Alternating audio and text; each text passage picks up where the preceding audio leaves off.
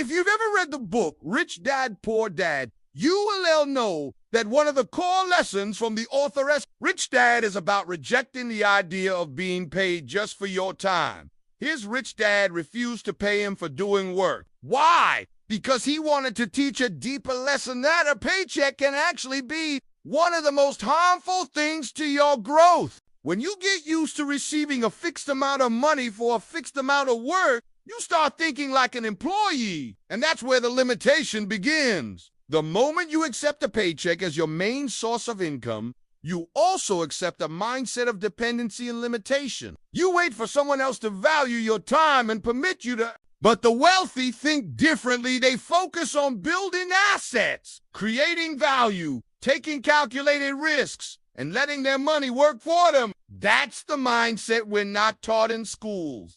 And it's the very mindset that can lead to real freedom. My rich dad never gave me a paycheck. And that was one of the most powerful lessons. He taught me a lesson that clashed heavily with what my poor dad believed. You see, my poor dad worked as a government employee, and he couldn't comprehend the idea of working without being paid. It absolutely drove him crazy. He would often say things like, "You've got to pay people, you've got to be fair, and compensate them."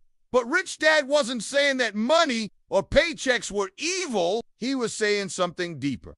He didn't want to become a slave to money. He didn't want his life or freedom to be tied to a fixed income or someone else's approval. As an entrepreneur, I came to understand what he meant. When you build the mindset of an entrepreneur, you don't rely on a paycheck to survive.